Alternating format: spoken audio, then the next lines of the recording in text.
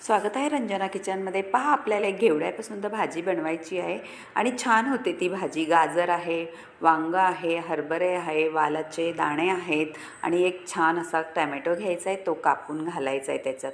खूप सुंदर अशी भाजी होते। मी करून पहा आणि माझ्या रीतीने मी हे सगळं आता एकत्र केलेलं आहे। स्वच्छ धुवून घेतलेलं आहे, त्याच्यात लाल तिखट घातलेलं आहे, हळद घातलेले आहे, लाल मसाला घातला आहे घरगुती आणि आपल्याला घालायचं आहे वरून छान मीठही घालून घ्यायचं आहे आणि गरम मसाला घालायचा आहे। ते सगळं घोळवून ठेवायचं व्यवस्थित। 5 मिनटं आपला मुरायला ठेवायचा आहे मसाला हा सगळा लावलेला। अशा पद्धतीत छानच होते भाजी।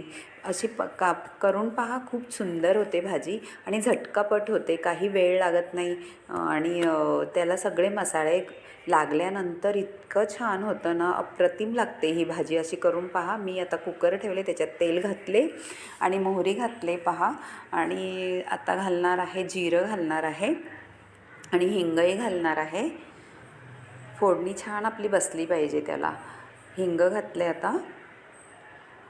आता घालून घेणार आहे सगळं मिक्स केलेलं। 5 मिनटं झालेली आहे आपली, मुरत ठेवलेले, छान अशी चव येते त्या मसाल्याची। आता दाण्याचा कूट घातलेला आहे शेंगदाण्याचा, तोही त्याच्यात अप्रतिम लागतो आणि एक शिट्टी करून घ्यायची आपल्याला। पहा, तुम्हाला असं आवडलं तर रंजना किचनला लाईक करा, शेअर करा, कमेंट करायला विसरू नका आणि सबस्क्राईबही करा।